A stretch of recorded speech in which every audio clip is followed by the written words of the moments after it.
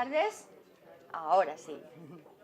Muy buenas tardes y bienvenidos una vez más al foro de encuentros.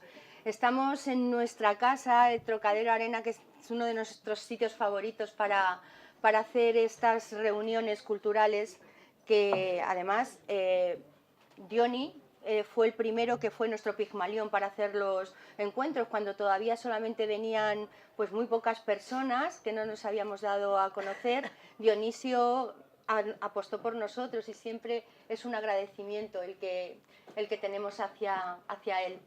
Hoy estamos con Vanessa Montfort, que todas ya le conocíais. Cuando lo puse en el grupo de encuentros todo el mundo te conocía, pero es que claro, 22 ediciones, 150.000 ejemplares vendidos, es una locura. Estamos con ventas, hablando de ventas que son de García Márquez o que son de escritores muy renombrados, y Vanessa, que de repente aparece con mujeres que compran flores, ha perpetuado ahora en este libro, El sueño de la crisálida, ese buceo, esa búsqueda del renacer diario que tenemos para convertirnos en algo siempre más auténtico, más fuerte, más de verdad, más libre. Y esta teoría la lleva a cabo a través de dos personajes que os van a encantar en el libro. Ahora, antes de que llegase Vanessa, os estaba diciendo, hay libros que hay que leérselos y otros libros que enganchan. Bueno, pues este es adictivo, o sea, es que no lo puedes dejar. ¿Te molesta que te llamen por teléfono? ¿Te molesta que te encuentres a alguien? No, por favor, es que tengo que seguir. Son de los libros de verdad que te comes de un bocado. No sé si tendrán que ver las mariposas. Yo creo que las mariposas tienen mucho que ver, ¿no? La idea de esa larva que se va convirtiendo en mariposa, esa transformación que deshace su cuerpo y solamente queda la mente y el corazón. Y arranca este libro con dos personajes que son Patricia, el alter ego de Vanessa, y Greta, y se encuentran dos personajes que no tenían nada en común y que se encuentran en un avión. Y en esa preciosa historia de amistad, pues vamos a ir dibujando temas tan sumamente actuales en nuestra sociedad, como son los abusos, como es el moving, como es el feminismo, como es el movimiento Cheer2, que tan de moda se ha puesto estos últimos meses con las denuncias que ha habido también en España. ¿Y para qué voy a seguir hablando yo si tengo aquí a Vanessa? Vanessa, bienvenida, muchas gracias por estar con nosotros y cuéntanos, ¿ha sido un aliciente o una presión después de haber escrito Mujeres que venden flores, salir con El sueño de la crisálida? Bueno, muchas gracias. Tengo hoy la voz así un poquito ronca, pero eso me hace más interesante. Entonces, me van a perdonar, pero voy a tener que estar bebiendo agua todo el rato porque vengo de estos resfriados primaverales. No me pongo nunca enferma, pero cuando me pongo, me pongo. Muchas gracias por estar aquí hoy con nosotros. Qué sitio tan bonito. Ya me había dicho todo el mundo que va a ser más bonito, ya verás. Pues es verdad. Más bonito. Muchas gracias por recibirme, que tenía muchas ganas de conocerte. Y bueno, mi amiga, de verdad, Cosano, ¿qué haces aquí? Que yo pensé que estaba en Chipre, esta súper diplomática escritora Aquí la tenemos. me escribió hace poco por Facebook y de repente ha aparecido aquí como por arte de magia. O sea que este encuentro ya es mágico por muchas razones. Ha ido volando cual crisálida. La verdad es que Mujeres que compran flores me ha dado tanto que yo creo que sería injusto hablar de presión, ¿no? Es mi cuarta novela, llevaba a mis espaldas ya también 15 obras de teatro. Al final con esta novela estoy cumpliendo 20 años de profesión y que te ocurra algo como lo que ocurre con Mujeres que compran flores ya no es algo que sea una alegría, es un milagro, por decirlo de alguna manera. En el mercado editorial, tal y como están las cosas ahora mismo, 22 ediciones. Yo me acuerdo que cuando íbamos por la segunda yo estaba dando palmas con las orejas, o sea que las 22 ya, doblar ese número ha sido una sorpresa, y todo lo que hemos viajado con ese libro por 15 países ya pues es maravilloso. Entonces, más que presión, que la presión editorial yo la he sentido siempre, de novela en novela, al final quieres superarte, quieres darle algo mejor a tus lectores. Todas las cartas que yo he recibido durante estos 2 años de recorrido con la novela anterior, cada una de ellas han sido mi gasolina para escribir El sueño de la crisálida. Y lo que me han dado, más que presión, ha sido libertad. Esa libertad que le he querido devolver a mis lectores en forma de libro, construyendo una historia que fuera lo mejor que yo podía dar de mí, lo mejor. Y bueno, y que también recoge una historia, una teoría de la crisálida que ya aparece apuntada en Mujeres que compran flores. De hecho, mis lectores ya le hablan con normalidad de hacer una crisálida. Estoy haciendo una crisálida. Es como, tenemos nuestros códigos, ¿no? Nuestros pequeños códigos para hablar de esa transformación, de ese momento en el que una persona, por alguna razón, y a todos sospecho, o es lo que sostiene este libro, nos pasa al menos una vez en la vida, como esa crisálida, como el animal en cuestión que se mete en esa cápsula de seda y, como bien decías antes, Amparo, pues se deshace por completo. Es necesario tocar fondo para hacer una crisálida, sí señor, es así. Solamente conservando el corazón y el cerebro, eso es lo que le pasa al animal, realmente es un milagro de la naturaleza, un proceso increíble. Y se reconstruye esa oruga, su exoesqueleto, su piel, unos ojos que antes no le permitían ver lo que va a poder ver. En fin, de repente se reconstruye con una serie de superpoderes que no tenía para convertirse en algo más fuerte, mejor y desde luego más libre. Vuelves a elegir mujeres como protagonistas, y ¿por qué el título del sueño de la crisálida? Bueno, en realidad en este caso hay 60 personajes, como bien sabes, casi 30 por cada coprotagonista. Es una historia de amistad entre dos mujeres porque parto de una historia real que me contaron y era una mujer, pero hay también, digamos que ese proceso del que hablo en esta novela de reconstrucción de un ser humano es de un ser humano, no tiene nada que ver. De hecho, hay muchos personajes, hay un científico en la novela, Leandro, que es el mejor amigo de la protagonista, que él es, pues como todos, un rebelde con causa, porque a mí los rebeldes sin causa no me hacen especial ilusión. Me gustan con causas y estos todos las tienen, ¿no? Son herejes en el sentido no religioso del término, sino en aquella persona que desafía el consenso, es decir, lo establecido, y se enfrenta desde la ciencia, otro desde su propio trabajo. Personajes transgresores, en definitiva. Claro, se enfrentan al esto siempre se ha hecho así. Sí. Y tú dices, bueno, pues a lo mejor está mal. O sea, a mí el argumento de esto siempre se ha hecho así, pues a lo mejor a mí no me vale. Y cada uno a su estilo se van revelando, pues Patricia desde el periodismo, Leandro desde la ciencia, una instagramer que decide hacer una serie de cosas que antes no hacía y revelarse un poco a lo que siempre se ha hecho así, digamos, o sea, contra eso, ¿no?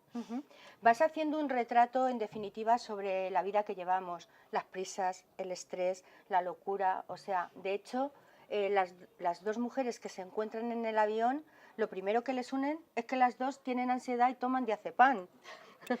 Sí, quería que esta es una novela muy crítica, con creo que bastante sentido del humor.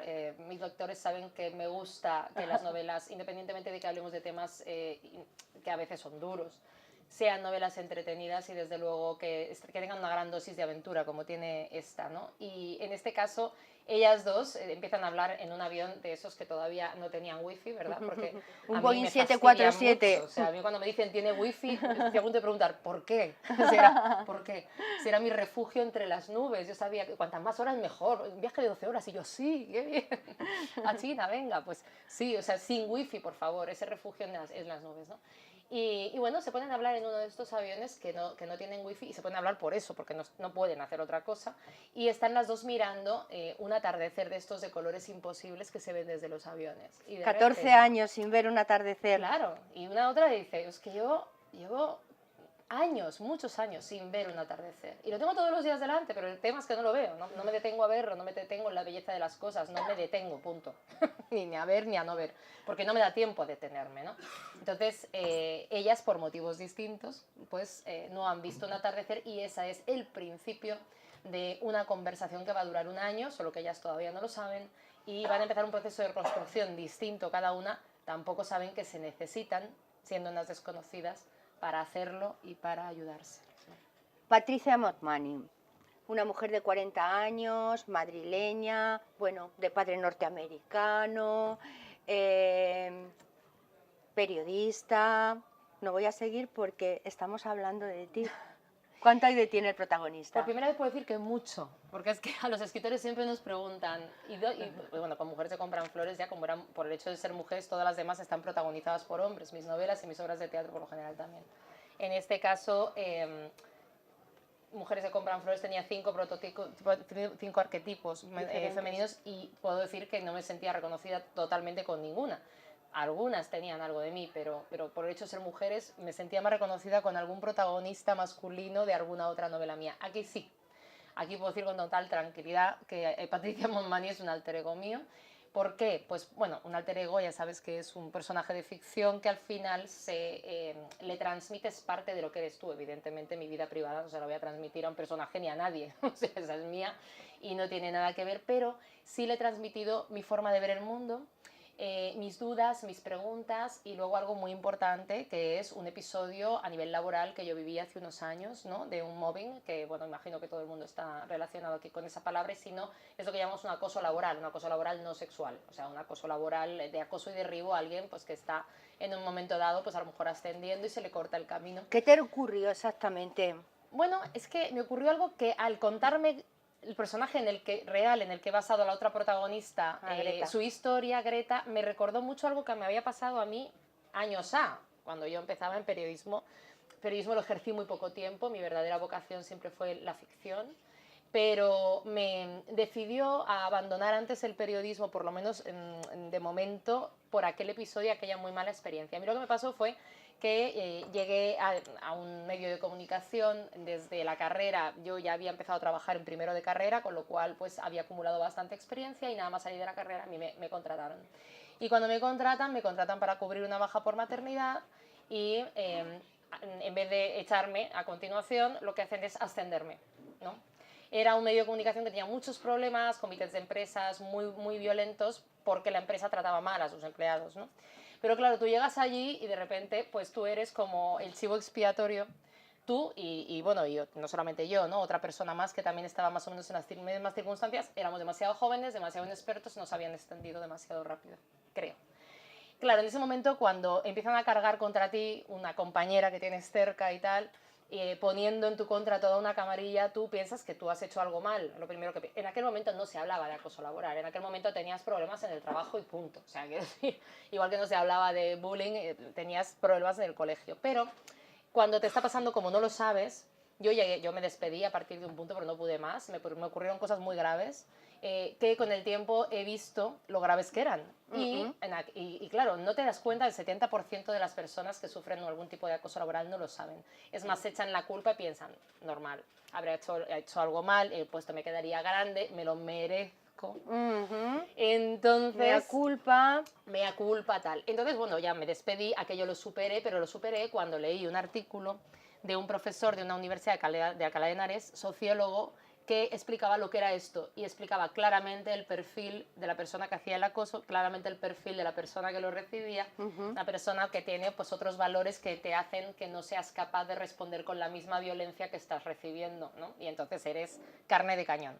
¿Qué pasa? Que yo tenía muchas ganas de afrontar este tema, precisamente porque a mí me ayudó mucho cuando leí aquel artículo. Pensé, jolín, si yo esto lo hubiera leído antes, me habría dado cuenta de lo que me había pasado, ¿no? Tendría las herramientas de resorte para poder haber, además... Para defenderte o incluso para superarlo y no auto boicotearte en los siguientes trabajos que tengas. Tengo que decir que lo que no te mata te hace más fuerte. Y yo, reflexionándolo con el tiempo, he llegado a la conclusión de que aquello, el tenerlo que superar sin saber qué me había pasado, me decidió a encaminarme a mi verdadera vocación mucho antes de lo que estaba previsto. Claro. O sea, que quiero decir todo que está no, predestinado. Tal vez tuvo que ocurrir así para que tú te dieses... Yo ya tenía clara que la vida literaria era lo mío y que yo quería ser escritora, y ser periodista era una segunda vocación, y dos sacerdocios en la misma vida no caben. Es decir, no, yo ese sabía voto de que yo iba castidad para allá. solo se puede hacer con uno. Entonces allá que me fui y me concentré más en la literatura, que yo ya estaba bastante concentrada porque yo ya había estrenado teatro cuando empecé mi carrera, o sea,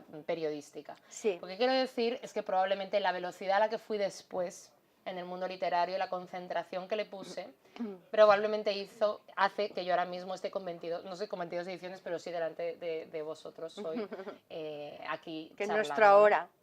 Con lo cual yo quería contar esto en algún momento, y esa fase de reconstrucción que a veces no viene solamente del mundo laboral, sino también de todos los demás niveles de una persona, el emocional, en fin, el familiar. Y entonces me encontré con una persona que es en la que he basado el personaje de Greta, que dije, Dios mío, esto es una mujer vamos, podía haber sido un hombre, que ha hecho una transformación, esa crisálida, a 360 grados. No en el mundo laboral, no solamente en el mundo emocional, sino en su vida, sino en todo, ¿no? En todo.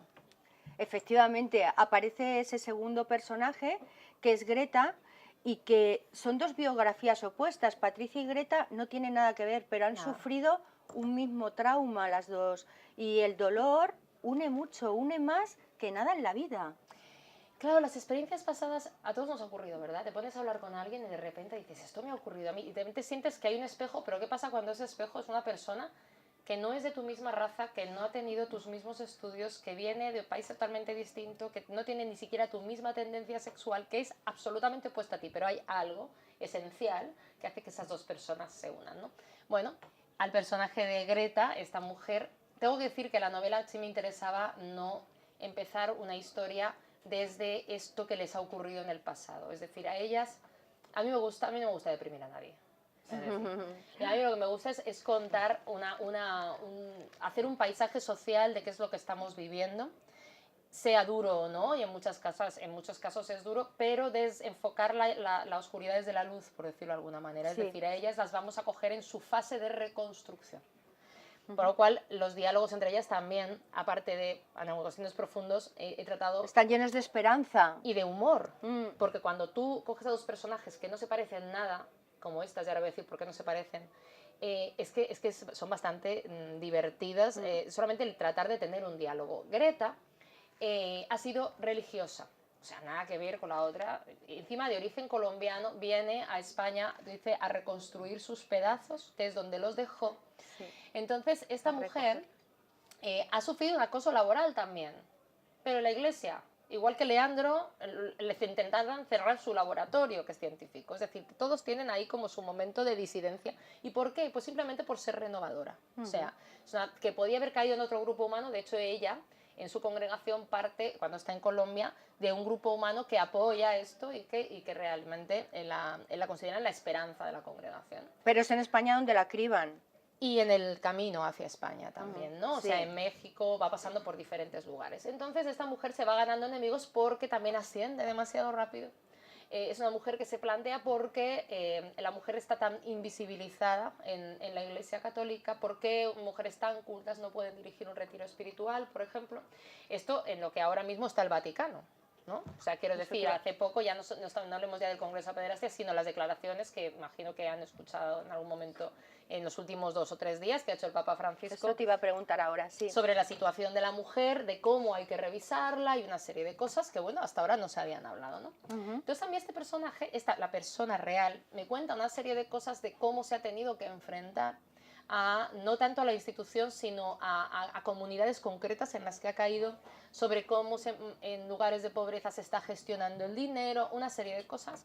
Bueno, total, que se mete en el ojo del huracán también y la acaban echando previo maltrato psicológico profundo que la lleva a una depresión y a una anorexia brutal, y acaban expulsándola enferma y sin recursos, o sea, de una manera injusta, quiero decir, con el agravante de que esta mujer, claro, no tiene nada cotizado, ha estado 15 años trabajando toda su vida y se encuentra en una situación que a mí me echan de un canal o de lo que sea y tú y yo pues vamos a otro, pero a una mujer que además sigue teniendo una profunda vocación religiosa, pastoral y tal, la echan de la religión y es que la han echado. Y la pobre se tiene que ir a los brazos de su madre, que es donde solo encuentra, en el fondo... Que es lo que suele pasar con las religiosas que no tienen recursos, si por ejemplo las expulsan, que es que no tienen forma de reconstruir su vida, por lo menos a nivel económico siguen siendo bastante dependientes de sus padres o de quien sea, ¿no? Y es una cosa bastante tremenda y bastante triste. Entonces esta mujer es interesante, ¿por qué? Primero porque tiene que reconstruirse toda, es decir, ella lleva toda la vida viviendo una vida que no es la nuestra, vive a otro ritmo, vive con otro silencio. Nunca se ha planteado como ama a alguien en concreto, porque generalmente, pues evidentemente una religiosa se presupone que tiene que renunciar a afectos particulares, pero ya no solamente de una pareja, sino de amigos, ¿no? Te tienes que dar a los demás. Bueno, en fin, no sabe cómo se paga un café, porque iba donde había cuenta, estaba en semiclausura, iba donde había una cuenta en la comunidad. No sabe cómo se saca una tarjeta de crédito. O sea, es una reconstrucción total. Entonces, claro, cuando yo conozco a esta mujer y luego he entrevistado a otras tantas Es más, cierto que vais en el avión, vais viendo la vida de Pilas dos que encima coincidís con la misma película. claro, en este caso es todo ficción. Es se ficción vive todo, le pones todo, el nombre de Greta porque te claro, recuerda a una amiga tuya que exacto. tenía ese Es nombre y decir, tal. hay la realidad y la ficción para construir una novela que merezca la pena, las empiezo a mezclar. Pero lo que sí ha ocurrido, y sí he trasladado a la novela, ha sido muchas conversaciones muy interesantes que he tenido con ella, que me informaban ya no tanto de lo que ocurre dentro de una congregación religiosa, sino de algo muy interesante. El personaje de Greta me permite ver nuestra sociedad con otros ojos. Es decir, y ahí es donde viene la crítica de vuelta, ¿no? Es decir, hay un montón de cosas que tenemos asumidas que nosotros no nos damos cuenta que son realmente absurdas, ¿no? Por ejemplo, ella no entiende por qué todo el mundo va con un dispositivo pegado a la nariz a todas horas, chocándose unos con otros, por qué tenemos que estar constantemente conectados a redes sociales, por qué colgamos la foto de nuestro desayuno para que lo aprueben un montón de desconocidos, de íntimos desconocidos. No entiende por qué la gente necesita somníferos para dormir, no entiende por qué dormimos la mitad o el 90% de la población con una férula de plástico en la boca para no destrozarnos las mandíbulas, en fin, un montón de cosas, incluyendo el ritmo al que vivimos, que a ella le dejan perpleja. Entonces es muy divertido porque, claro, tú claro, tiendes a juzgar el camino que ha tomado otro en la vida, ¿no? Porque no lo conoces y la situación te parece como insólito que alguien decida vivir en una comunidad cerrada en este momento, a estas alturas Una de la clausura película, ¿no? que no es la época de Santa Teresa de Jesús. Claro, pero por lo menos eso es voluntario. Pero es que, claro, luego de repente la mirada de ella sobre nuestro mundo es demoledora, porque dices, bueno, es que esto que se supone que estamos haciendo todos porque queremos o porque no sabemos, porque estamos en la rueda del hámster ahí sin meta ni alivio, corriendo detrás de nuestra propia vida, no te da tiempo a plantearte nada. Y claro, su mirada es muy limpia sobre nuestra sociedad. Entonces, ahí es donde el personaje de Patricia empieza a replantearse ciertas cosas de nuestro estilo de vida, no solamente Patricia, sino es como una especie de expansión, ¿no? de onda expansiva. Es que está sin contaminar, esa es la palabra, está sin contaminar. Es como cuando yo voy al convento de clausura a ver, por ejemplo, a las monjitas de Ronda, que las visito muy a menudo, y es como hablar con seres puros que parecen de otro planeta, que no tienen nada que ver con nosotros, y son mujeres que tienen quizá una edad más que nosotros, pero que no saben lo que es nada, y a ti ellos te ven como un extraterrestre.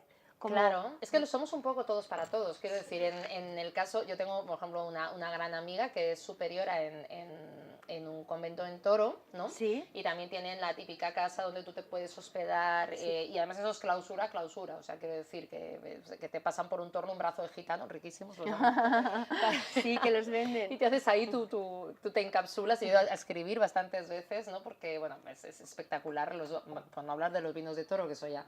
Pero bueno, el caso es que yo esto lo he hablado con ella también, además ella es muy buen músico y tal, ¿no? Y ella siempre me lo dice, ¿no? Dice, es que claro, ella que tiene mi edad y ha revolucionado el convento, que yo siempre la llamo Sister Act, por me hace mucha gracia. Es que está todo el día haciendo conciertos y tal, y muy buena empresaria también. Ella misma me lo dice, ella ha leído esta novela. Y cuando hablo con ella me dice, es que es increíble, dice, o sea, es verdad que hay temas bueno, que han sido tabú, que no se tocan, por supuesto la situación en la que está la mujer en la iglesia es uno, o sea, es evidente, pero no es que lo diga yo, es que lo dice el Vaticano y empiezan a hablar de ello ahora mismo, ¿no? Y la otra es la velocidad a la que estamos sometidos aquí fuera, o sea, allí dentro pasan cosas, aquí fuera también, pero desde luego hay algo que está cercano a la adicción, a la adicción a que te pasen cosas, a no dejar ni un solo hueco segundo libre de tu tiempo sin que pase algo, o sin que esté lleno de algo que consideramos productivo. Y luego dices, pero vamos a ver, que a veces lo más productivo es el muy productivo aburrimiento del que han salido, según Walter Benjamin, todas las grandes invenciones y avances de la humanidad, ¿no? Porque a estas velocidades no hay forma de crear nada nuevo. Solamente, como dice Benjamin, se reproduce lo ya existente. Nos plagiamos a nosotros mismos y reproducimos lo que ya hay. Es imposible crear nada nuevo a estas velocidades. Y ¿no? que lo hacemos, tal vez ellas tienen tanto tiempo porque no les da miedo mirarse interiormente y tener esa paz que tienen con ellas mismas. Nosotros rehuimos a veces a mirar nuestro espejo interior, por eso nos ocupamos tanto, por eso vamos tan rápidos para Claro, es no una darnos distracción cuenta. maravillosa. Tú mientras estés mirando Facebook, estés viendo a ver si te ha llegado un mensaje, tenemos el tic de estar todo el rato pic. Sí. A ver qué ha pasado. Entonces dices, es que llega un momento de verdad en que estás estresando tu cerebro a base de datos y de comunicación. Hay una cosa que nosotros los que hemos estudiado periodismo sabemos y que es una evidencia, ¿no? de todos lo incomunicados que podemos llegar a estar. El personaje de Greta ha estado claramente incomunicado porque ha estado atrás de los muros de un convento, puede tener internet y tal, pero está, como ella decía, con mi cerebro en mi caja. Sí. O sea, yo ahí me metí y ya. En el caso de Patricia, a base de estar hiperconectada, está desconectada. O sea, es decir, el aislamiento del que están advirtiendo sociólogos y psiquiatras que se da ahora mismo ya desde los niños hasta los mayores, es producto de la sobreestimulación de las redes y de la hiperconexión. Igual que cuando tú crees que puedes estar muy informado porque estás todo el día recibiendo información y leyéndote 300.000 blogs y periódicos y no sé qué, no sé cuántos en internet, y eso conduce a una cosa muy clara, y en periodismo lo sabemos, a la desinformación. O sea, el exceso de información conduce a la desinformación, el exceso de conexión conduce a la soledad. Pero vamos, es que es una regla de tres. Entonces, ¿se puede utilizar la tecnología para bien? Por supuesto. Pero es que la estamos utilizando para mal la mayoría de la gente, no todo. Y mira, en Nueva York he estado viviendo el año pasado por una investigación. Y había tuve una de las entrevistas que tuve para ir a esta investigación con un ingeniero informático que según ha salido hace poco, bueno, se ha hecho más bien conocido, muy joven, tiene 28 años, madrileño.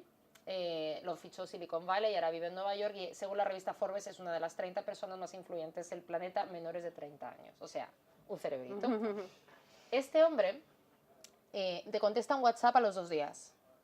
Tal cual. Nosotros... Ingeniero informático. Él montó su primera empresa de móviles seguros, es decir, no rastreables a los 16 años. Que tienes un hijo así, dices, ¿qué hago con él? Sí, sí. O sea, que se lo lleven a Silicon Valley. Bueno. Entonces, él me contaba que una de sus obsesiones ahora mismo, su padre y su madre son psiquiatras, los dos, su máxima obsesión es trabajar el tema de la soledad en las grandes ciudades. Especialmente en las personas jóvenes, que empieza a ser una pandemia, pero también en las personas más mayores. Porque dice que la tecnología tal y como se está utilizando, nos está aislando. ¿Hay que ser antitecnológico? No, yo no lo soy. Yo tengo de todo. Tengo redes, tengo WhatsApp, hablo por Skype con mi novio, con mi madre, con todo el mundo cuando estoy fuera. Te acerca cuando estás fuera. Pero luego soy muy consciente de que yo también he estado ahí, en la parte de la adicción. Casi tocando... En la que estás pegado al móvil y parece que llegas a un hotel en las chimbambas y de repente dices, vale, que no haya cama, bien, pero que no haya cobertura te da un ataque de ansiedad, ¿sabes? Sí, sí. Es que llega a ser tan adictivo como el alcohol, Dios como mío. el tabaco, como la Claro. droga. O sea, es que no somos conscientes de Dices, ello. por Dios, parece que va a haber una catástrofe A mí me al otro lado del satélite, ¿verdad? Que porque no has no me pueda estado conectar. conectado. Es más, todo el mundo se alarma si no te ven conectado o si no has contestado. Es que no te he conectado en 2 horas y dices, bueno, ¿y qué catástrofe puede haber ocurrido en 2 horas? ¿No? El otro día el community manager de la editorial también me estaba mandando un montón de deberes y me llama, me dice, soy tu conciencia digital por las mañanas, o sea que me harta el tema de las redes muchísimo. Entonces me dice, siempre contesto yo, o sea, no me gusta, soy escritora, me parece un fraude que me lleve otro a las redes. Ahora lo que sí hago para no estar pendiente hora a hora a las horas que hay que colgar algo, yo le voy dando contenidos, digo, pues mira, esto es para tal, esto es del acto cual, yo le pongo los textos y siempre contesto yo a los lectores, siempre. Pero bueno, me permite no estar pendiente todo el día, sino hacerlo pues al final del día, dedicarle unas horas y lo que sea. Bueno, pues es que me acuerdo que me había mandado, o sea, una cantidad de deberes al día y yo estaba que me iba a estallar la cabeza. Es que si el vídeo no sé qué, que si el Facebook Live, que si lo otro. Y de repente me dice un momento dado, olvídate de todo, porque se ha caído Facebook, Instagram y todo a nivel mundial. Y le digo, se fue una liberación y le digo, oye, ¿y el mundo sigue girando? No puedo creerlo. Entonces es verdad que hay un buen uso y un mal uso de la tecnología. Patricia en ese caso lo ha llevado al extremo, está en el mal uso, por decirlo de alguna manera. Igual que hay un buen uso y un mal uso del vino tinto, vaya, o sea, me tomo una copita y es estupendo para el corazón y es antioxidante. Me tomo 5 botellas, pues tengo una cirrosis seguro si me las tomo al día, ¿no? O sea, es de cajón. El yoga, la meditación, estamos hablando justo de lo que nos salva, ¿no? En el sueño de la crisálida se utilizan como un escape, ¿no? O sea, hay veces que dice el personaje, es que voy corriendo tanto, que voy llegando, voy para meditar, tal, no sé qué, pero lo que estoy haciendo ahora mismo es que me está bloqueando, o sea, es que no tengo tiempo ni siquiera para tener tiempo, ¿no? Bueno, sí, es que hay que agendar el tiempo de descanso, esto es así. Entonces es verdad que, bueno, aquí Patricia y la gente que le rodea, bueno, sobre todo su amigo Leandro, que es este que se dedica, intenta a toda costa, él es el que nos da la metáfora de las mariposas, es entomólogo y entonces divide el libro en 3 partes y te va bueno, en 3 partes que son la fase de oruga, fase de crisálida y abrir las alas, ¿no? Que son las 3 partes del libro en las que todos esos personajes van transitando. Pues él hay un momento que está obsesionado con llevarse a su amiga a meditación porque la veía al límite, le da un ataque de ansiedad, esto ya es un aviso serio, o sea, no te lo tomes a broma, eres joven, pero te puedes quedar frita cualquier día.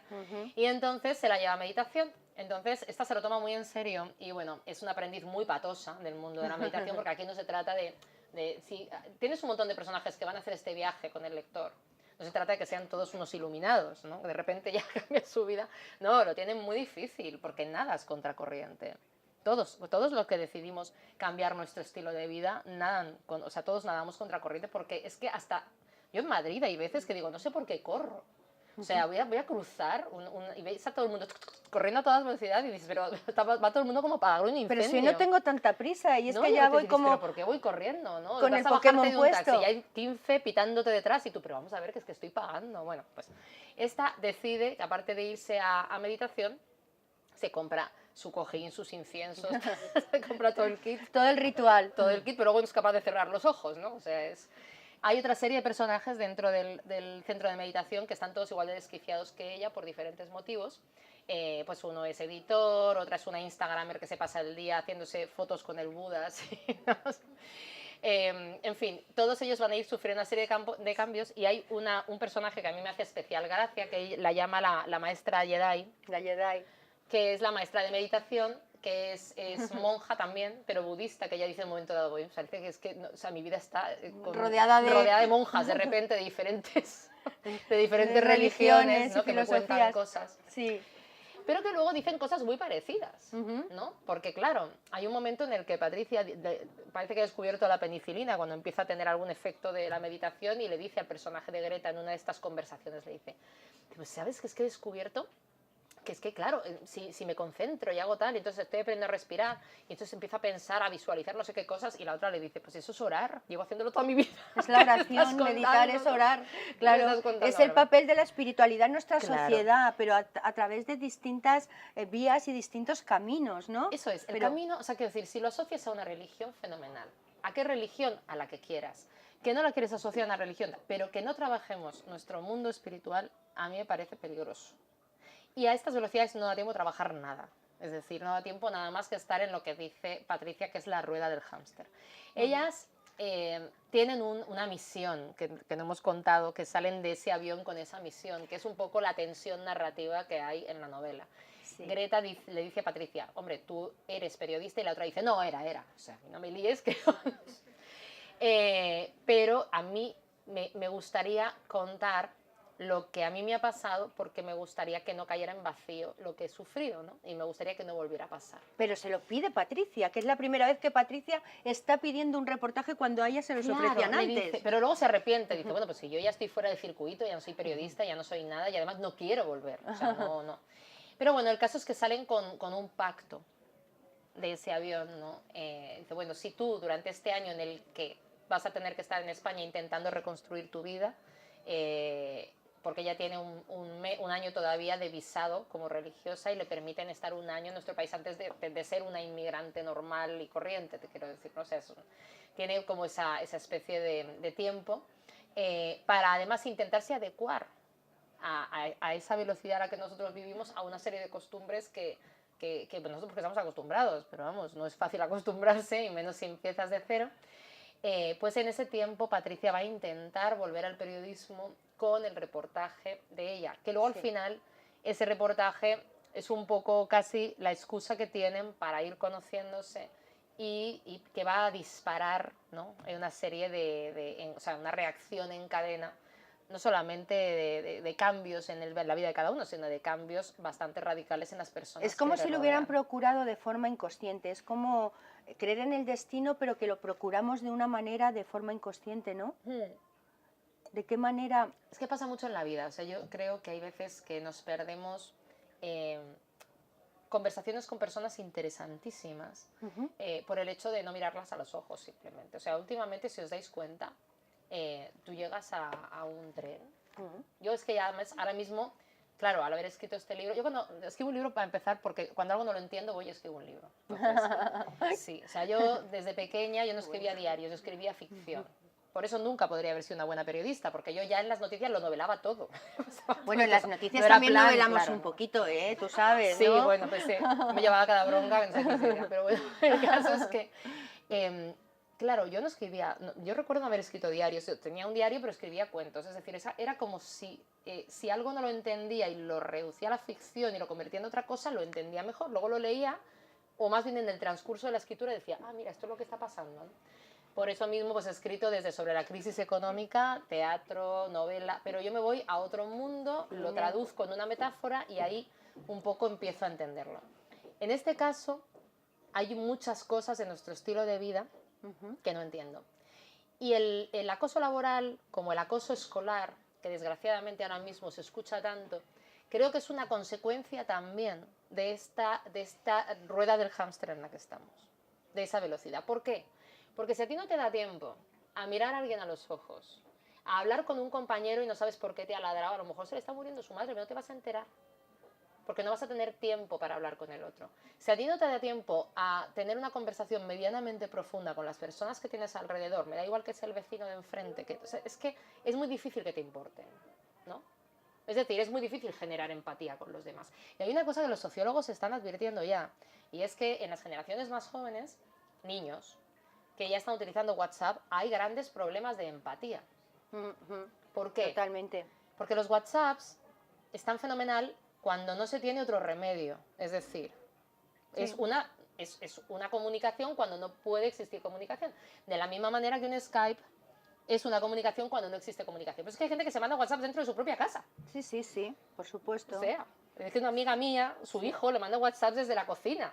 Sí, o están amigos en casa y Entonces, están en la buhardilla y te están escribiendo en la parte de abajo. Claro. Sí, eso me ha pasado también. Entonces, cuando es una sustitución de algo que no tiene por qué ser sustituido, ahí es donde empezamos a tener un problemita. Porque los WhatsApps no tienen, pues digo el WhatsApp, como decir un email o un Messenger, me da lo mismo. No tienen tono, no tienen mirada, no tienen comunicación no verbal. No tienen relieve. Por lo tanto, es una comunicación incompleta. Sí. Claro, ¿eso qué quiere decir? Que no te estás perdiendo y todos sabemos los líos que se montan por mandarse en grupos y tal, o sea, los malos entendidos, Claro, es que es muy difícil comunicar. Pero Patricia tiene un don y es el don que la gente se le acerca siempre a contarle historias, que me pasa un poco también a mí. Muchas veces, no sé, digo... me dicen mis directores, puedes escribir mejor o peor, pero te cuentan las historias y tú luego las cuentas tal como te las cuentan. Pero es que eso es solo puro siendo periodista o escritor, y eso sí se lo he dado a Patricia. Sí. Es decir, a mí me pasa como a ti. O sea, es decir, mi superpoder no es escribir. Mi superpoder es que todo el mundo me cuenta su vida. Bueno, no, tú es que yo en una conversación de ascensor entre el sexto y el primero, una persona que no me conoce nada, la miro a los ojos, me mira, digo 4 frases... Igual me pasa. Y me confiesa algo. Sí. O sea, pero esto me ha pasado toda la vida, entonces quiero decir que sí, o sea, esto es una cosa que es así. Y me encanta, además me encanta escuchar creo que las historias muchas veces no están en los libros de texto, están en las personas. Yo, de hecho, mi primera novela la escribí escuchando a mi abuelo, horas y horas y horas, y luego a mi abuelo y a toda la gente que conocía a él de 75 para arriba, ¿no? Que los grabé y así construí El ingrediente secreto, que era un siglo de vivencias, era la historia de una familia que atravesaba todo el siglo XX, ¿no?, español. Los libros, a veces yo me acuerdo que escribí una frase en esa novela que decía: cuando muere un viejo es como si ardiera una biblioteca. Y decía ya, yo no voy a permitir que arda esa biblioteca, ¿no? Bueno, pues todos somos un poco una biblioteca. Entonces la gente, las personas, todos tienen historias increíbles. Y no solamente las historias, sino cómo las filtran, lo que sienten, ¿no? Entonces yo me siento en un avión o me siento en un tren, y si no provoco esa comunicación, pues puede ser que cada uno en su tablet y cada uno en su dispositivo, pues como pasa ahora, no nos miremos a los ojos. Es que ahora ya me fijo, claro. O sea, como he escrito este libro, pues estoy un poco obsesionada, ¿no? Y entonces me siento a lo mejor en el tren o me siento en el avión, miro un poco y yo no hablo, digo, a ver si me dice algo. Ni una palabra, ¿eh? Ni buenos días, ni buenas tardes, ni media, nada. Es como una cosa, y suerte si te miran. Pero el otro día iba entre dos señores, que uno me dejó sentarme, porque como me tuvo que dejar sentarme, entonces ya me miró.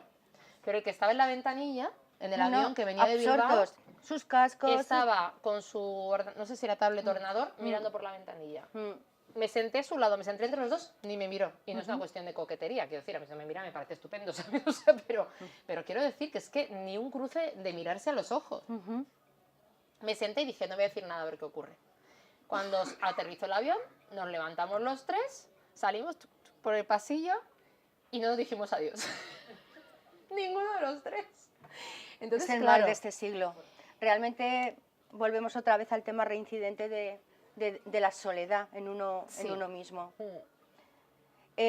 Tocas en el libro un tema, a Patricia le preocupa muchísimo, que esa misma prisa con la que ha vivido la vida se ha perdido la muerte de su padre. Tener a un padre en los últimos momentos cogiéndole la mano es algo que no se olvida nunca. Como decía Rosa Montero en su columna de esta semana, ¿no? Nos preñamos de nuestros muertos, ¿no? Sí. Nos preñamos de nuestros familiares más allegados que se nos van. Y Patricia es una de sus asignaturas pendientes, porque también se la enseñó su padre, como tú dices. Claro, sí, trabajo es trabajo y trabajo es trabajo. Claro, ella crece con la frase inyectada en su cerebro por su padre de lo más importante es el trabajo. Y ella se tiene que reeducar en no. Lo más importante no es el trabajo, por lo menos para mí, ¿no? Entonces, claro, es una reeducación. Pues a ti te han metido en la cabeza que eso es así.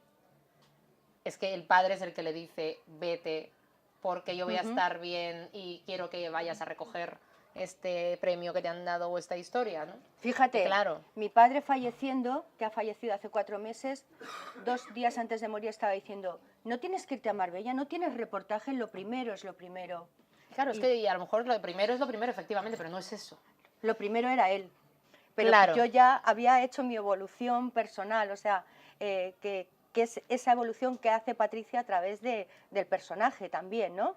Claro, yo creo que igual que, o sea, todos los momentos cruciales de una vida es importante vivirlos al lado de las personas que quieres. De hecho, para mí la definición de felicidad es poder estar el máximo tiempo posible al lado de las personas que amo. Esa es mi definición. Es preciosa esa de felicidad. O sea, otra cosa es que, bueno, pues tengas que trabajar, tengas que estar, pero intento, de todas las maneras, a pesar de que tenga muchos viajes y tal, no sustituir los momentos importantes, o aunque estés cansada, hablar y hablar profundamente, aunque sea por teléfono, y no decir ya hablaré mañana, porque en realidad mañana no existe. O sea, mañana no sabes si existe, que esa es otra, ¿no? Entonces, lo más importante es el trabajo, es una cosa que a mí, yo he escuchado tanto y me rebelo tanto contra eso, pero a la vez todo el mundo parece que está ahora adicto a esta religión de vivir en el presente, que me parece lo más peligroso del mundo. O sea, anda que nos escuchamos veces ahora, no, es que lo que hay que vivir es el presente. Y tú dices, ¿y por qué? ¿Por qué no puedo mirar más allá? El otro día en un evento que tuvimos con el Heraldo de Aragón, estaba con Berta Collado y con Virginia Muñoz, la actriz, y además se llama Mujeres de Éxito, y estamos las tres ahí horrorizadas diciendo, ya tenemos el síndrome del impostor solamente con el cartel, ¿no? Mujeres poderosas. Pues, a ver, que hoy y mañana igual no, o sea, quiero decir, esto es tan efímero todo, que es el éxito, la finitud, ¿no? De todo es como... Sí, claro, bueno, pero ahí estábamos las tres debajo de aquel cartel aguantando el temporal.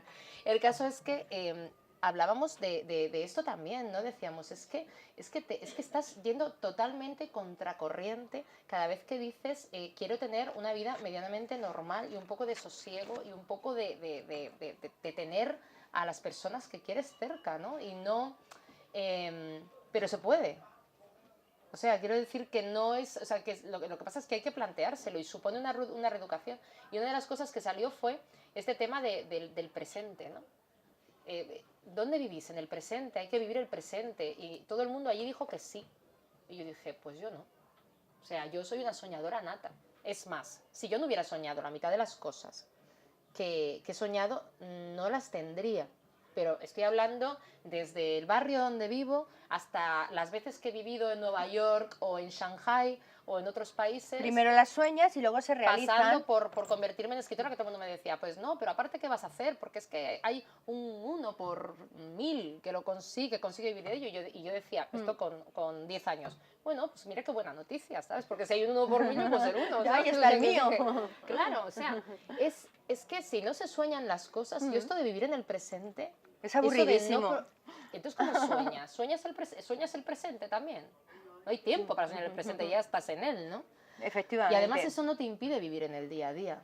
Es que me parece que es una trampa, porque entonces, si tú no sueñas el futuro, no hay compromiso, por ejemplo. Pero es que hasta ni contigo, ni con los demás. Nos criban si soñamos. Yo me acuerdo de llamar a mis padres en el colegio, porque yo era una soñadora, entonces las monjas estaban aterradas conmigo. Decían que iba a ser una desgraciada, que no iba a tener ninguna profesión, que no iba a aprobar, porque me pasaba el día soñando en un mundo de ensoñación, incluso en los escritos, en todo, ¿no? Y les llamaron preocupados, o sea, quiero decir, es algo que preocupa y precisamente la gente que no sueña es la que nos debe preocupar.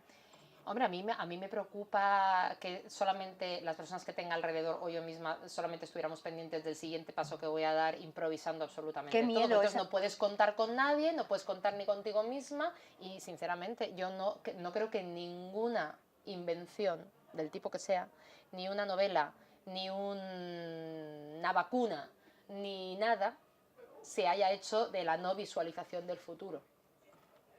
Nada. O sea, es como, vamos a vivir en el presente. Pues bueno, si todos viviéramos solamente pensando en el ahora, pues fíjate tú, ¿dónde estaríamos? ¿No? A Greta precisamente la salva el empezar a soñar, el empezar a creer que puede existir después otro mundo al que ella tenía. Claro, es que a veces lo que más o lo único que nos aparta de la felicidad es el miedo al cambio. Nos da terror cambiar las cosas. Y es que da miedo, oye, las cosas como son. Dices, bueno, si ya total estoy aquí y no estoy muy cómodo, pero bueno, ya estoy. Y no... Estamos instalados. A saber lo que puede pasar si cambio de casa, si cambio de pareja, si cambio de país, a y saber sí, Y sí, ¿no? Bueno.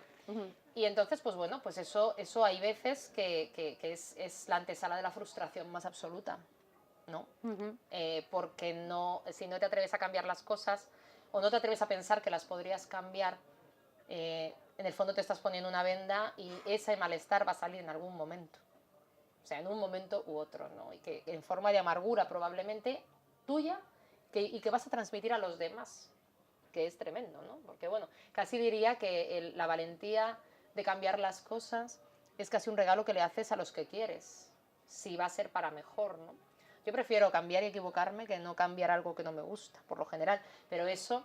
si encima lo extrapolas a alguien que no es capaz solamente de cambiar su vida y decisiones muy importantes, como puede ser el caso de Greta y el caso de Patricia a partir de un punto, ¿no? Animada por ella, sino que son capaces de tener también impacto sobre los cambios de su entorno, ¿no? Bueno, ese es un regalo que le haces también a los demás, ¿no? El querer constantemente, es lo contrario a la resignación y al conformismo, por decirlo de alguna manera, ¿no? ¿Qué alcance crees que va a tener el movimiento Chirtú ahora que además el Papa Francisco, yo le llamaba el otro día que es nuestro mejor Dalai Lama de la religión católica, ha apoyado y se ha concienciado tanto de este problema? Bueno, esa sí que es una grisálida, ¿verdad? O sea, sí, este es un cambio que es un cambio muy, muy, muy importante, pero que yo creo que es muy importante que se dé, sobre todo porque yo, por ejemplo, mi familia es católica, tengo una tía religiosa que es una persona excepcional, cultísima y que se ha dado toda la vida a los demás, ella trabaja con enfermos mentales en Francia. Y yo creo que todas las personas más sabias que he conocido dentro de la iglesia están como aparece un sacerdote también que es amigo de la protagonista que se le llama Laita, que es un jesuita vasco, sí, también basado en una persona excepcional, misionero en el Congo durante casi 40 años. Son personas que se atreven a decir esto hay que cambiarlo. Y es que como todo, como en cualquier empresa, como en cualquier institución, es necesaria una evolución cuando las cosas no se están haciendo. Es decir, yo creo que el principal debate del Church 2, que le llaman ahora mismo, es acabar con la impunidad, porque la impunidad no es buena en ningún lado, en ningún sitio. Y no se trata de decir, es que parece que solamente esas cosas ocurren en la iglesia. No, siempre es al revés. Es decir, ser conscientes de que en la iglesia también ocurre, como en todas partes. Entonces no debe estar permitido. Entonces yo creo que el paso que se ha dado en el Vaticano ha sido enorme. Ahora tiene que descender de las ideas a los actos, que es lo que están pidiendo las personas que forman la comunidad, es decir, mis abuelos, mi madre, mis amigos que son católicos se merecen una iglesia que predique con el ejemplo y a la que se le presupone un comportamiento ejemplar. Y eso es así. Pero fíjate qué valentía la del Papa, que acaba de decir en Marruecos que no va a venir a España hasta que no haya paz en España. O sea, me ha parecido que en un país, además, alauita, un país musulmán, que haya llegado a hacer esa afirmación. Claro, yo creo que es muy importante ahora mismo, en el punto en el que están, que se den pasos porque lo está demandando la propia comunidad de fieles. O sea, y esto, y a mí me parece que mensajes como el que puede dar Greta o como el que puede dar este jesuita vasco, como el que está dando ahora mismo el Papa Francisco, son fundamentales para sanar cosas, para limpiar cosas, para tener... Pero es que esto pasa, como lo cuento también en el mundo del periodismo a Patricia, es que es lo mismo, es decir, ella vive lo mismo que ha vivido Greta, pero vive dentro del periodismo, y el otro lo vive en el mundo de la ciencia, Leandro, todo porque decide que él, que tiene una cabeza brillante, va a inventar una patente. Esto me inspiré en una persona que he conocido también hace unos años. Va a crear una patente de piel artificial para poder experimentar con algo que no sea un ser vivo.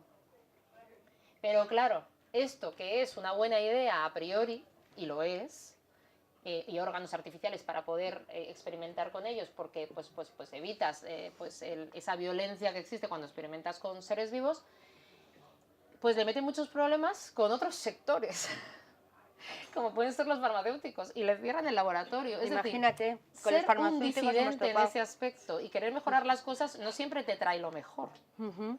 A veces puedes vivir un auténtico calvario, pero aún así son personas, una en la religión, otra en la ciencia, otro en las redes, otro en el periodismo, que se atreven a cambiar las cosas. Es que claro, fastidiar a los lobbies que ostentan el poder es como... Y el enfrentarse a la frase que decía antes, a esa frase que a mí personalmente me da alergia. O sea, me tengo que tomar un Nevastel forte si escucho esa frase, ya aviso, ¿eh? Esto siempre se ha hecho así. Sí. Es que no puedo soportar... Y ya no hay discusión más, o sea, ¿no?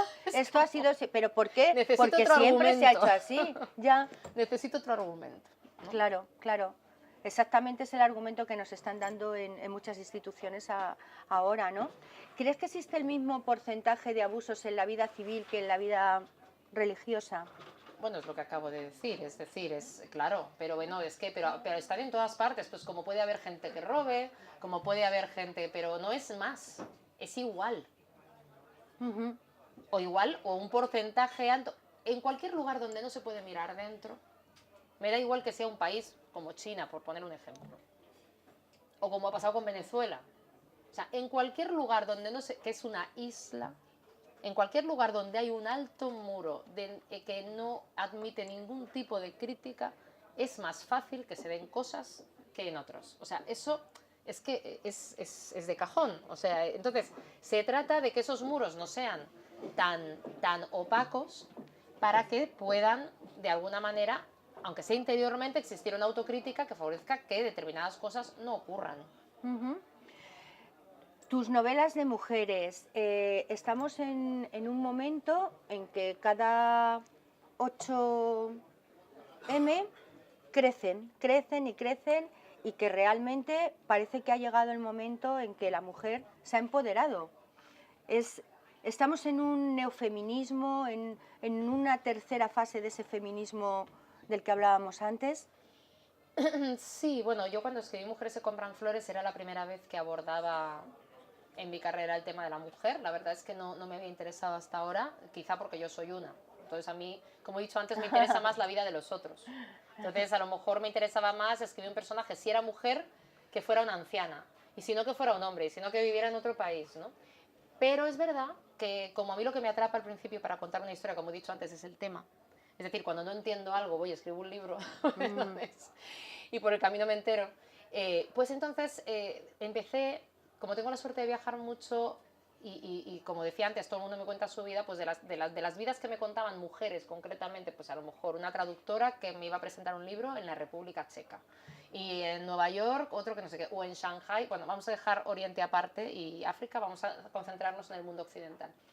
Yo veía que había un factor común en lo que me contaban las mujeres, sobre todo de cierta edad, pues eso, entre los 35, 55, 60, que era una especie de estrés vital y de síndrome de la superwoman, que lo llamo en la novela, es decir, que estaban todas estresadas con una sensación de querer cumplir unas expectativas ante ellas mismas y querían ser la mejor trabajadora, la mejor hija, la mejor madre, la mejor amante, la mejor nuera, no sé, trabajando todo el día y encima si llegabas a casa y encima te das cuenta que no sabías hacer magdalenas y la madre de Pepito sí, pues entonces te da una llorera y decías, mira, así no se puede vivir, o sea, quiero decir, tampoco hace falta ponerse esta presión, ¿no?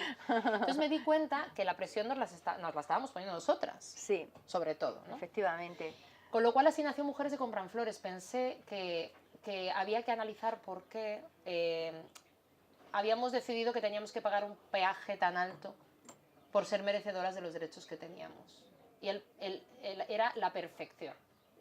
Primero, no existe. Y segundo, es lo contrario a ser feliz, porque con ese nivel de autoexigencia no hay quien sea feliz, o sea, vas a acabar haciéndote tortillas de ansiolíticos y vas a ser, o sea, no puede ser. Entonces, fabriqué esos cinco arquetipos femeninos con los cuales, pues, digo lectores porque, por ejemplo, de país en país cambian mucho los lectores. En otros, o sea, aquí, por ejemplo, bueno, evidentemente lo leen también muchos hombres, pues si no, no llevaríamos 22 ediciones, eso es evidente. Pero en otros países, por ejemplo, me escriben muchos hombres también. ¿Y qué te dicen? Que ojalá lo hubieran leído antes para enterarse. No, eso alguno, ya de broma. No, sí me hablan de que es un retrato. Mira, que pues, hay, por ejemplo, ¿cuántos? ¿2, 3 hombres? 4 hombres. Bueno, aparte de la gente del equipo y tal, ¿no? Pero sí, realmente son mujeres las que...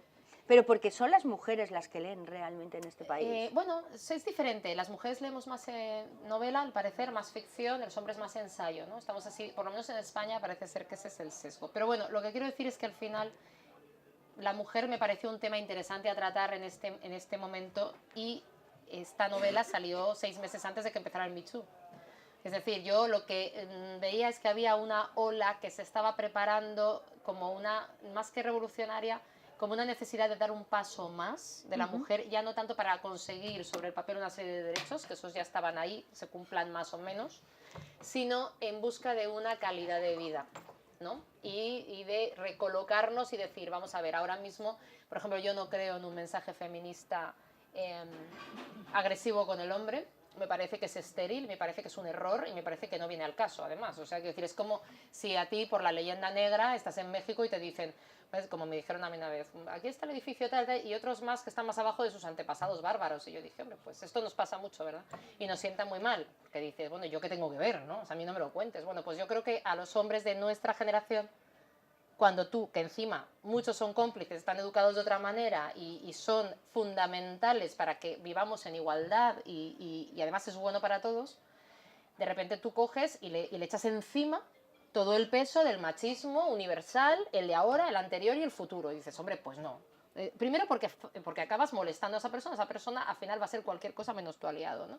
Y además es injusto. Entonces yo nunca hablo en Mujeres que compran flores, ni yo personalmente, de lucha de sexos, hablo de la complicidad de los sexos, nunca hablo del sexo opuesto, hablo del sexo complementario y no me gusta nada el postureo, nada, nada. O sea, no me gusta que se utilice un mensaje tan delicado. Que se politice también. Bueno, ya no solamente desde la política, en general, no me gusta el postureo ni de unos ni de otras, no me gusta. O sea, además me molesta y me enfada, no sé si se nota.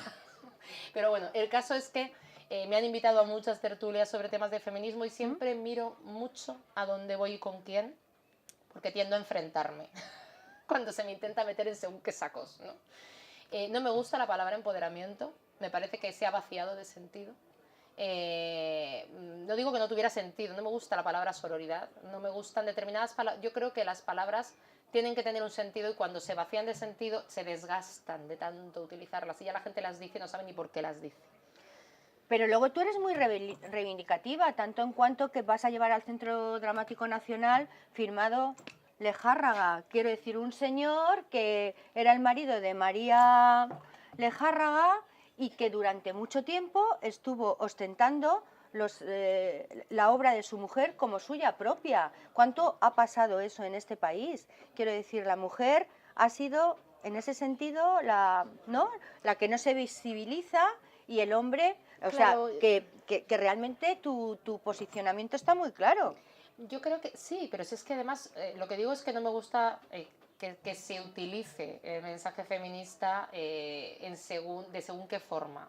Pero por supuesto la reivindicación está ahí, ¿no? Claro. Es decir, por ejemplo, en el caso de María Lejárraga es una reivindicación. Ahora mismo una de las cosas que son importantes, que se están haciendo, es sacar a la luz una serie de personalidades, mujeres que pues no han tenido su visibilidad, ¿no? Y que es importante porque son parte de nuestra historia, ¿no? Entonces esto fue un encargo del Centro Dramático Nacional. Más que un encargo es un regalo porque es que es un personaje fascinante. Fijaos, o sea, esta mujer vivió 100 años, todo el siglo XX. Imagínate. Murió en el 75 y nació en el 1875. O sea, le tocan la Primera Guerra Mundial, la Segunda Guerra Mundial, o sea, vive en guerra prácticamente siempre, porque además ella vive en Francia también, la Guerra Civil. Esta mujer era íntima amiga de Juan Ramón Jiménez, de García Lorca, de Manuel de Falla. Pero lo que no se sabía, porque el gran autor, digamos, Gregorio Martínez Sierra, que se ha estudiado siempre como padre del modernismo, es que esta mujer había escrito 90 obras. Imagínate. 40 obras de teatro, 10 libretos, entre los cuales está El amor brujo de Falla, El sombrero de tres picos, La dama y el vagabundo de Disney, porque ya también la mujer, no sé, en algún momento decidió escribir guión. Tiene una novela, bueno, tiene varias novelas, pero hay una, Tú eres la paz, que lleva 50 ediciones. O sea, ríete de mis 22, vamos. ¿Qué más tiene? Bueno, las 40 obras de teatro, entre las cuales está también Canción de cuna, que ha sido un clásico que está en repertorio desde Broadway hasta el Teatro de Les Champs-Élysées, que se estudia mucho, se llevó al cine por Garci, se llevó al cine en Estados Unidos. O sea, yo no sé si hay tantos autores, ya no digo en el siglo XX, sino en general en este país, que puedan decir que hayan escrito libretos de ópera, de ballet, novela, traducciones, ensayo político. Fue parlamentaria, Muy feminista ecléctica. en la Segunda República. Bueno, pues Lo tenía todo. hasta hace pocos años, y cuando digo pocos años estamos hablando de 2 o 3, no se han solucionado el tema de los derechos, y ahora ya hay una serie de investigaciones que constatan que esta mujer, aparte de madre de todos esos clásicos, ¿no? Es uno de los autores más importantes del siglo XX español. Ya no, autor, ¿no? Con lo cual, como ahora, digamos que toda esa documentación nos está llegando, que yo he estado invadida, yo estoy obsesionada con esta mujer, o sea, parece un detective, tengo la casa llena de fotos, de documentos, he tenido en mis manos pues cartas con Manuel de Falla, con Lorca, con ¡Qué maravilla! fotos con ellos. Pues bueno, es la primera obra de ficción que se hace sobre esta mujer, que la vamos a estrenar en el 23. Ahora ya, ¿no? Nada, el día del libro. El día del libro tenemos. Y gracias a este proyecto, el Centro Dramático Nacional, como es el ministerio, bueno, nos entrevistó a Miguel Ángel Lamata, el director de la obra, y a mí, Sí. para hacer un cuaderno pedagógico hablando de María Lejárraga, que se ha mandado a todos los institutos, colegios de España, incluso a las oposiciones, para que esta mujer, que a día de hoy sigue sin ser estudiada, vamos, lo sé porque una amiga mía está estudiando las oposiciones para maestra de literatura, y sigue apareciendo Gregorio Martínez Sierra como autor de todo esto, que fue un gran director de teatro, fue un gran precursor y un gran renovador del teatro del modernismo, lo único que firmó lo suyo y lo de los demás. Y luego para un caso las de negro literario, ¿no? Como lo llamamos, importantísimo, ¿no? Y digo que luego para las señoras que va a ser la primera que va a conseguido que Eduardo Noriega se suba a las tablas. Eso Pues ya es una línea en mi Wikipedia. Sí, sí, Eduardo Noriega se estrena en el Centro Dramático Nacional, es la primera vez. Su formación es teatral, pero hasta ahora no había un proyecto así que le hubiera llamado tanto, y bueno, tenemos el honor de hecho a estas horas estarán ensayando en mayo. en estoy Madrid. allí, que estoy en Madrid, estoy viéndolo, no me lo pierdo. Tenemos un elenco, bueno, Cristina Gallego, que es de sobra conocida en el mundo teatral, va a hacer de María Lejárraga. Bueno, a todo esto tenemos a los descendientes de la propia María Lejárraga, que son parte de la compañía ya, los tenemos a su sobrino nieto, Antonio García Lejárraga, a la Fundación Falla, detrás tenemos bueno, yo creo que voy a tener toda una fila en el teatro, sin presión, de descendientes, todos mirando la obra, porque tengo a Manuel de Falla en escena también, haciendo un personaje, tengo a Joaquín Turina también, porque esta mujer también escribió Margot de Turina, la ópera, sí, o sea, sí. bueno, Pues las golondrinas, la zarzuela de golondrinas también es de ella, que es otro clásico, o sea, bueno, es que son 90 obras, podríamos estar hablando de ella hasta mañana. Pero bueno, el caso es que todos los descendientes de cada uno de los personajes que tenemos en escena, que todos, es curioso, tú ves el programa y todos son nombres célebres, menos ella. Son todos los hombres que rodearon a esta mujer, y el único nombre que no conoces es el del título, que hemos querido que se llame Firmado Lejárraga. El siglo XXI le hará hará justicia, ¿no? Le hará justicia. Eso esperamos. Sí. Yo creo que ha venido para quedarse. Exactamente, menudo personaje, y además que eso, que hayáis hecho esta labor, ¿no? Para también rescatarlo.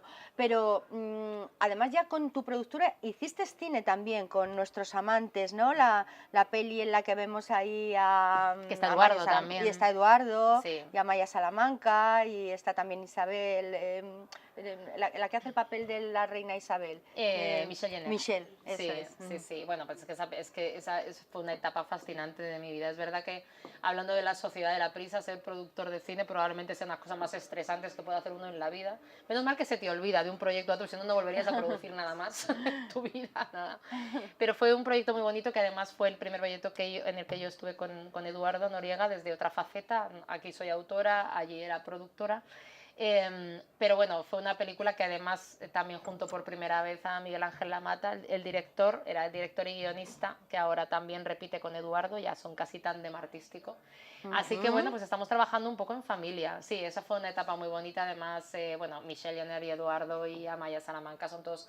Fele Martínez estaba también, Gaby Noriego, o sea, teníamos un casting brutal, y además son actores inteligentes y además son buenas personas.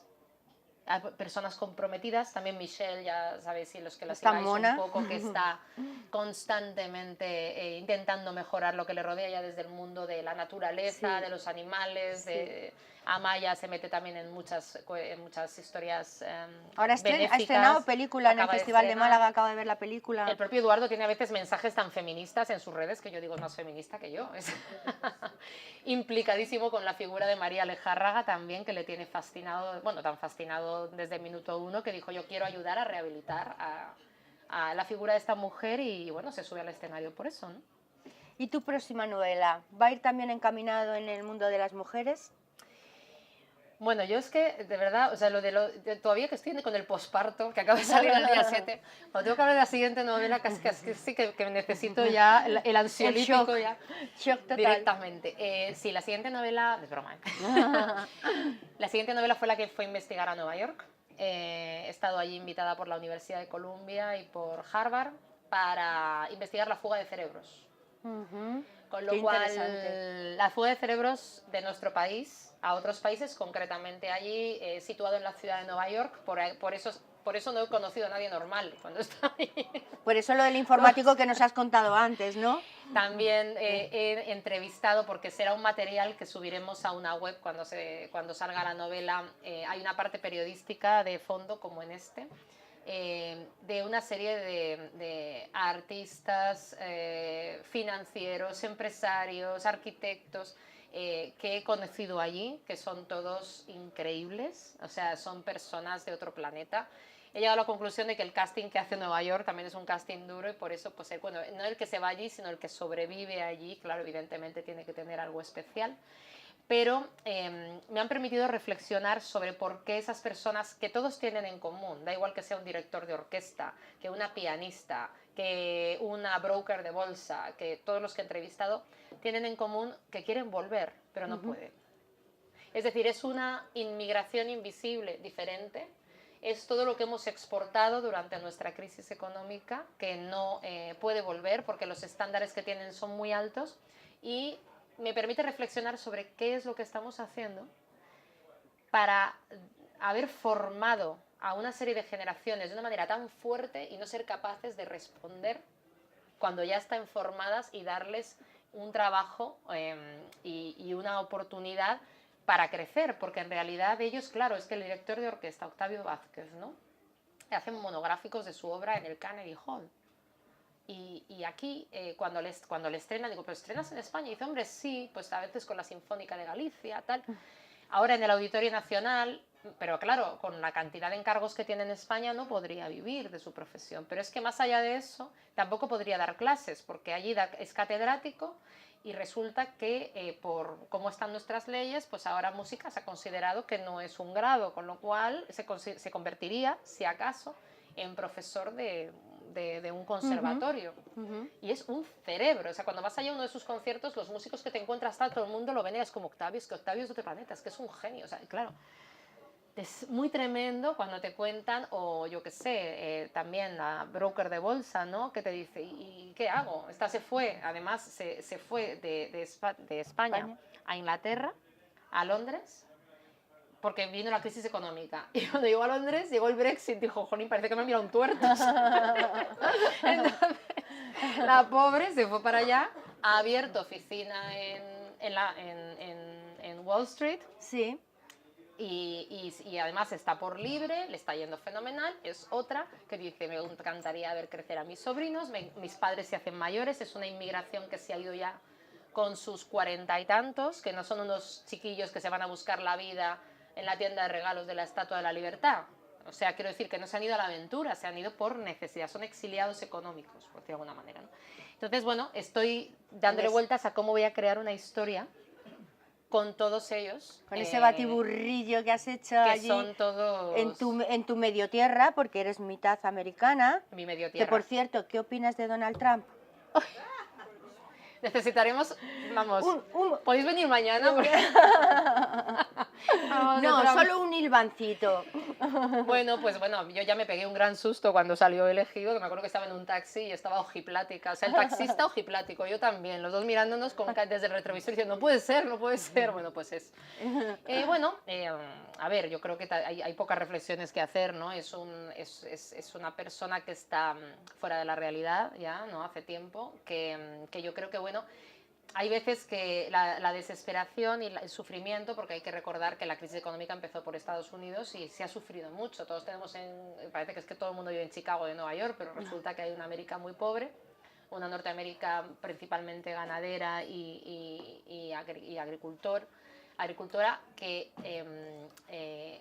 pues ha sufrido mucho con la crisis, que sigue sin recuperarse, que no tiene demasiada esperanza. Y de repente viene alguien que... O sea, en esos momentos el populismo siempre da igual que sea de derecha o de izquierda, va a triunfar. Sí. Da lo mismo, porque la gente necesita que alguien dé un puñetazo en la mesa y se van a ir detrás del que grite más fuerte. Entonces es muy peligroso porque, claro, digamos que en las ciudades esa misma desesperación estaba en forma de hastío, no voy a votar, y en determinadas poblaciones más pequeñas pues estaba la desesperación del que ve que las cosas no cambian. Y entonces alguien da un puñetazo en la mesa, da igual de qué color sea o cómo se tiña el pelo.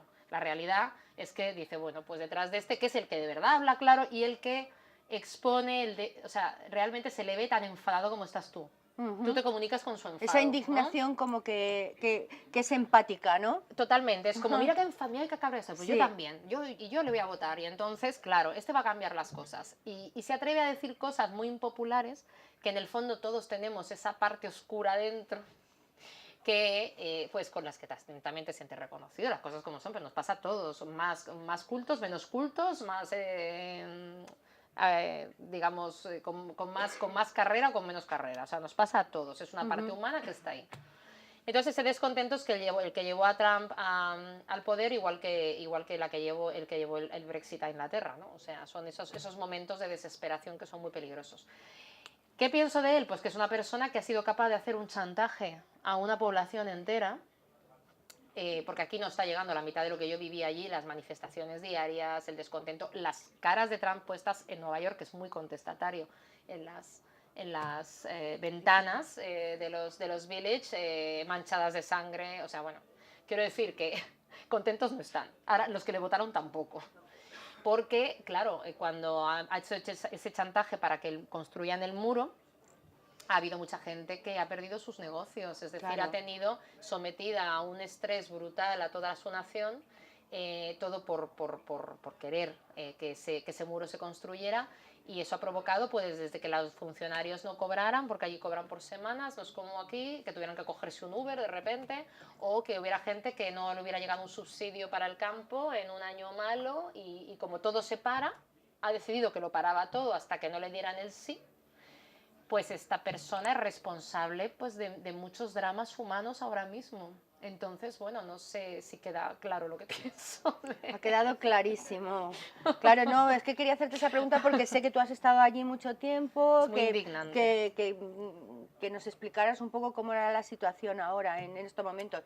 Es un país muy trabajador, además. Sí. Es un país que lo mejor que tiene es esa cultura del esfuerzo. Entonces, no es justo que gente que se ha dejado toda la vida en trabajar, su campo, su restaurante, su tal, se vea obligado a cerrar porque este señor no le denuncie a un muro absurdo, ¿no? Mira, aquí tenemos a gente como la hija de Carmen, a Jennifer, que está viviendo allí en Estados Unidos, que ha hecho películas con Isabel Coixet, que aquí realmente no puede, y sin embargo está en Estados Unidos porque tiene un buen sueldo, no le falta trabajo, o sea, Y volvemos a la es una misma de cuestión de siempre. supervivencia, ojo, que es que estamos hablando de gente que no podría trabajar aquí. O sea, es decir, tú educas a una población, ¿no?, para que tenga, o sea, para que pueda llegar a puestos muy altos, para que haga según qué cosas, y para que tenga idiomas, y para que consiga, pues, ser, pues, conocía una de las principales investigadoras sobre el Alzheimer, también madrileña, 35 años, ahí en un laboratorio, casi te cierran los laboratorios y no los vuelven a abrir en la crisis. No es cuestión de que cobres más, es cuestión de que no puedes trabajar. O sea, o puedes trabajar bajando tu nivel mucho, cuando tú podrías dar mucho más de sí. Además, todos ellos tienen una cosa muy bonita en común. Habré entrevistado a 20 personas diferentes para esta novela, y todavía les voy a hacer como un seguimiento durante año y medio, ahora, dentro de un año, y luego qué fue al año siguiente, ¿no? Bueno, pues lo que tienen en común es que, según les han empezado a ir las cosas bien, han empezado a implicarse en todo tipo de causas. Pero vamos, Marta Milans, por ejemplo, conocida ahora por El Embarcadero, ¿no?, que es fantástica. Sí.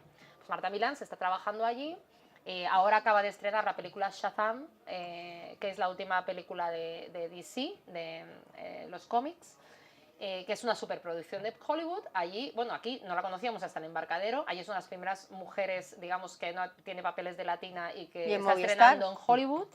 Está estrenando en Hollywood, está estrenando en Broadway. Fíjate. ¿Y ella qué ha hecho según ha llegado? Pues ahora está metida con el DC Comics y con Marvel en un proyecto para el tema oncológico infantil, en el cual está implicando a hospitales de todo Estados Unidos. O sea, está montando con una aplicación que han hecho un juego para niños, en los que los niños combaten al cáncer, que son, pero como superhéroes, no desde la víctima, sino desde el superhéroe, ¿no? Sí. Todos ellos, qué bonito, ¿no? Precioso, desde el primero hasta el último, me han demostrado que, aparte de ser mentes brillantes, son además buenísimas personas. O sea, son personas implicadas y comprometidas con lo que les rodea y con ganas de cambiar a mejor. Con lo cual, eso de, es que es tan bueno que parece tonto, yo generalmente me peleo mucho con esa frase, porque por lo general todo el que conozco, las personas más brillantes que conozco, son también las más generosas, fíjate, las más buenas. Y las más humildes, ¿verdad? Sí, que coincide. Y también coincide. Voy a dar paso porque aquí esto es muy interactivo y sé que la gente quiere preguntar. allá. Por ahí, Carmen, venga. A ti que... Gracias por todo lo que han compartido, me ha encantado. Hay una cosa que difiero contigo. Soy profesora de yoga hace 25 años, trabajo en mindfulness. No quiere decir que tuve el poder de la hora para no poder ser creativa y vivir el futuro. El vivir aquí en la hora es, pues para ti que estás tan estresada, poder sentarte, conectar con tu inner self, que es tan bonito, tan maravilloso, estar contigo, disfrutar de, ¿cómo te llamabas? Vanessa. Vanessa, disfrutar de Vanessa, mandarle a tu ser interior todo, a llenarla de ese autoamor, de esa compasión, y eso lo proyecta, seguramente que te da más creatividad. No quiere decir, o sea, el Dalai Lama nunca dijo, a ver, si tú practicas mindfulness, un nombre súper brillante y bueno. El mindfulness, que es un término moderno ahora, pero que es, Sí, es es budismo toda la vida el budismo occidentalizado. exactamente, de toda la vida. Lo que ha dicho mi amiga Amparo, mi yerno es científico, vive en Nueva York, mi hija es cineasta, viaja... Sube el tono de voz, Carmen, que te escuchen. Viaja por todo el mundo y me dice, mamá, yo quiero que tú ya eres mayor, estar contigo, cuidarte y tal. Y bueno, yo soy autosuficiente, ¿no? Pero dice, no quiero que te hagas mayor y yo no puede volver a España, ni él ni ella. Claro, Y claro. me han Él está de encantado, matemático allí y ella haciendo fotografía. son implicadas con la humanidad, los Ahora te doy a ti. animales, son gente muy... Y me ha encantado todo lo que he compartido porque la verdad que me ha enriquecido mucho tu charla.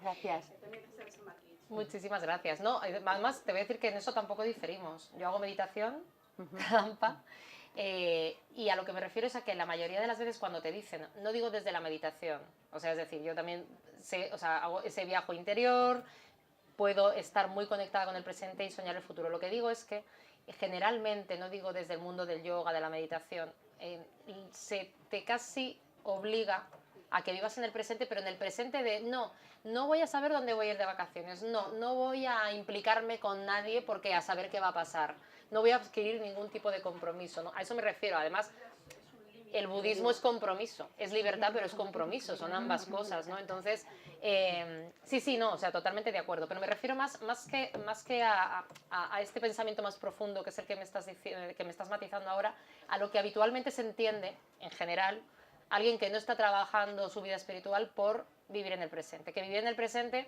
es como no sueñes el futuro porque parece que es que eres un lerdo, ¿no? Si estás pensando en el futuro, soñando algo, ¿no? Pero sí, totalmente Fran. de acuerdo. Yo para mí el presente creo que es fundamental. Yo lo entiendo, vive el presente, porque hay gente que no vive soñando el futuro, sino que viven en el pasado. Bueno, eso es peor. Todo el dolor, todas las historias. Eso ya Yo soy muy es una partidario pena. de vivir el presente y planificar el futuro. Pero vamos, que ya lo has aclarado ahora mismo, porque tú lo que dices, viva la pepa.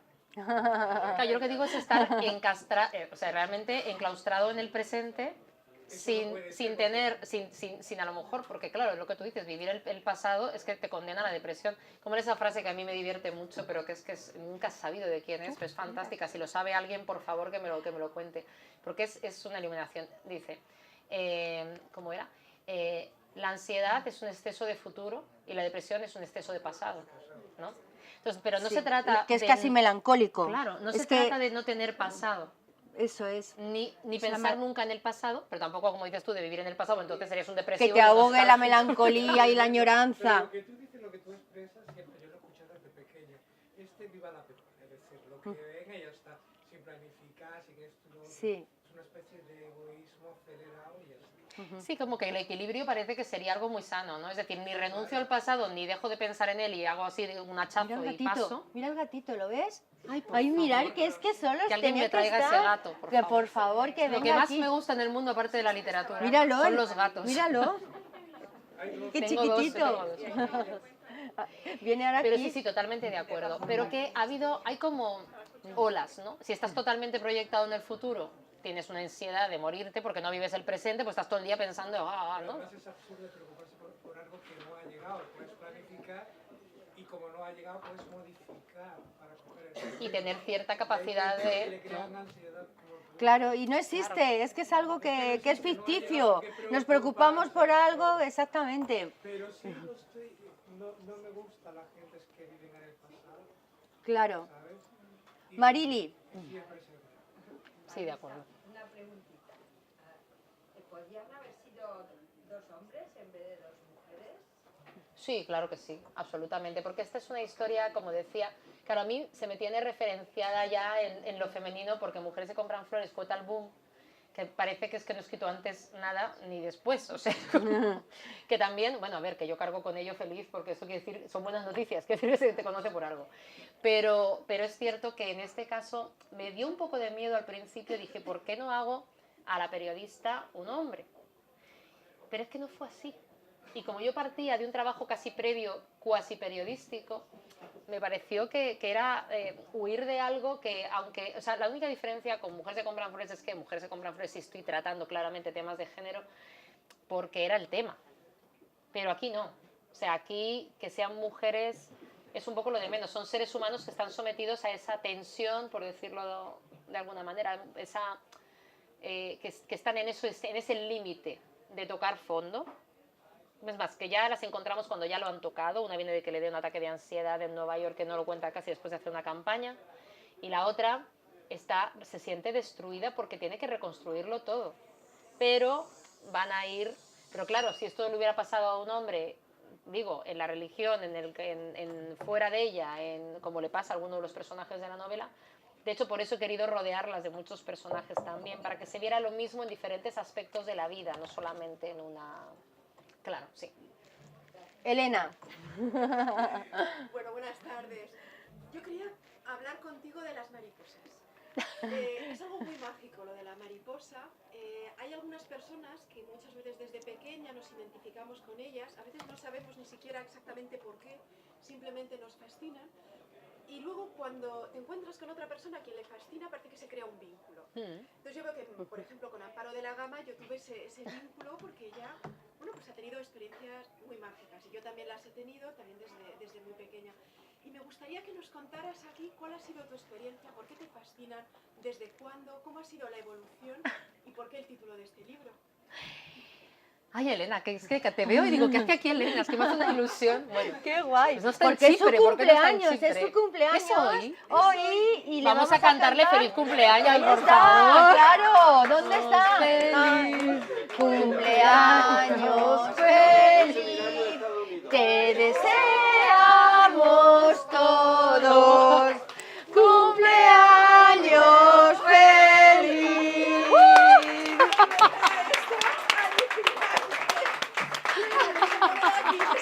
¡Feliz cumpleaños! Nuestra escritora fetiche. Pero de verdad, pero qué sorpresa, La ilusión que me hace a mí esto. Con los momentos que nos ha regalado, pues Bueno, es que no que os podía ser de quiero. otra manera. Tenemos que hacer el club de las mariposas. Exacto, De verdad. por lo menos. Con ¡Feliz muchísimas cumpleaños, gracias. Elena! Voy a dejar aquí, luego repartimos. Venga, vale, gracias. Sigue Bueno, contándonos. Cuando he dicho que las personas más brillantes que conozco son también las más generosas, aquí hay un ejemplo. Pues las mariposas. Bueno, es que lo de la mariposa es muy curioso, porque yo no me di cuenta que era un símbolo recurrente en mí, pero ya no en mi literatura, sino en mí en general, hasta esta novela. Y es que luego me he ido buscando y prácticamente, pero ya no en novelas, en obras de teatro, las tengo por todos los lados. ¿En serio? Es curiosísimo. Hay Mujeres que compran flores, tiene una escena muy importante en la que una mariposa viene volando, pero bueno, esta total la tiene cerca, en un momento importante de la novela y se posa en un sitio muy concreto. No voy a hacer spoilers porque es un momento como crucial de la novela. Sí.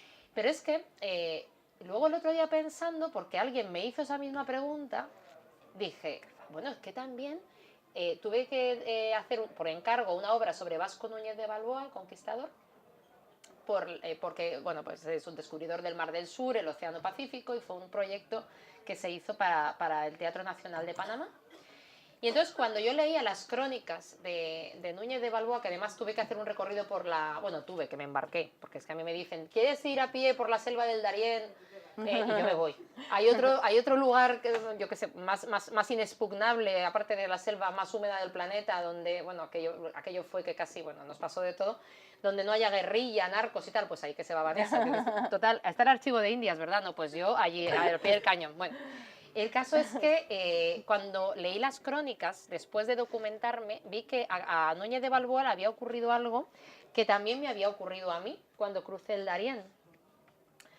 Y fue que se encontró, y lo narra en sus crónicas, con una mariposa que es la más grande del planeta, que es de este color, además, curiosamente, que esto sí que ha sido casualidad. Bueno, es más añil, es como un añil fuerte, ¿no? O sea, más o menos como el color que llevas tú, pero todavía más fuerte. Que es de este, no exagero, es de este tamaño. Como las que vienen en los emoticonos, ese azulito. Ese azul. Ese azulito. Se llama morfos. Es brutal. Entonces, yo recuerdo que cuando íbamos con la expedición, porque íbamos con escolta, iba más escolta que expedición, porque iba el que iba a hacer la obra de teatro, el músico, toda la banda de artistas que, claro, los que nos llevaban de la escolta decían, bueno, es que estamos acostumbrados a cruzar esta selva escoltando a Médicos Sin Fronteras y tal, pero a un grupo de artistas, pues, no.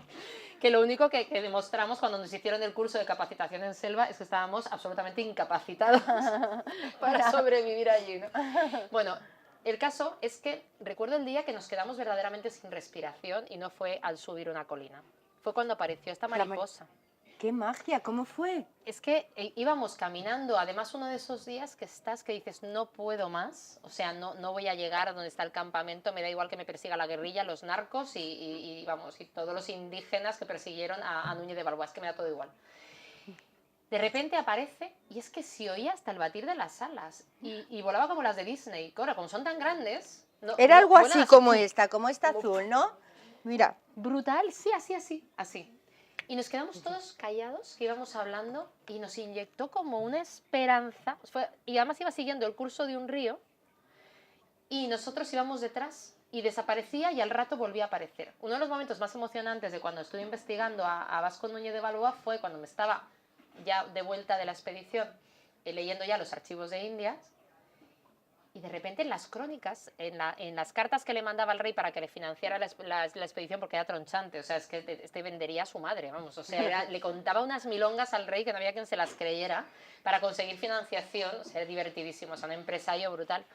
Y una de las cosas que le cuenta es el momento más mágico que para él le dio toda la fe en que tenía que haber un mar detrás de aquella selva y no iba a ser un río y de hecho sería el Océano Pacífico.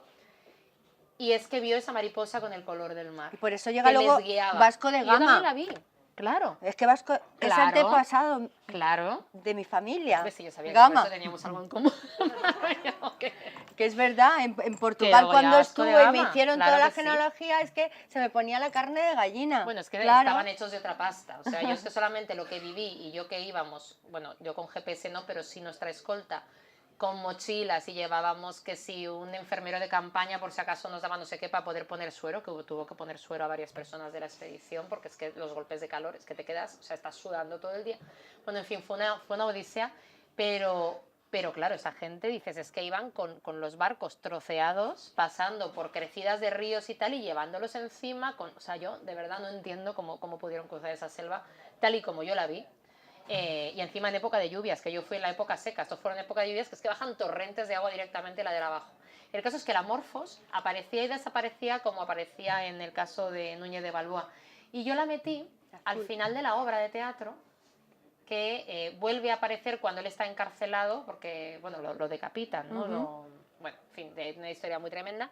Y entonces cuando él lo está contando todo desde su celda, se lo está contando a un carcelero, ¿no? Esa es la obra de teatro, son dos personajes. Y la Morfos vuelve a aparecer. Con lo cual dije, tengo otra mariposa que la tengo en Núñez de Balboa. Y luego recordé que de pequeña yo tenía un juego, pero es que lo recordé después, que le divertía mucho a todos mis amigos. Yo siempre he sido, como he dicho, muy fantasiosa, ¿no? Entonces yo me inventaba unas historias y bueno, los niños de mi pandilla Antoñita la fantástica te llamaría más de una vez, ¿no? Pero vamos, claro. O sea, inventaba unos juegos, unas historias, luego hacía obras de teatro, las representaban todos, cobrábamos entrada a nuestros padres. O sea, yo tenía ya la empresa teatral metida aquí. Y entonces, en un momento dado, me dio por pensar que las mariposas concedían deseos, pero no sé cómo llegué a esa conclusión. Sí.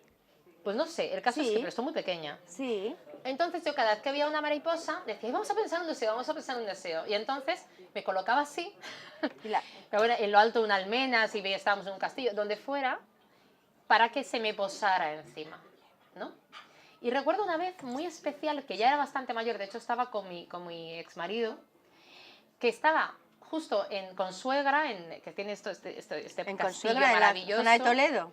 en la Ruta del Quijote, Sí. y pensé en algo que luego se cumplió, pero se cumplió por el trabajo que le he puesto. O sea que estaba una mariposa que no tenía nada que ver, pero a mí me hizo mucha ilusión pensarlo. Y entonces me acuerdo que pensé en algo muy concreto y había una mariposa volando y se me posó en la frente.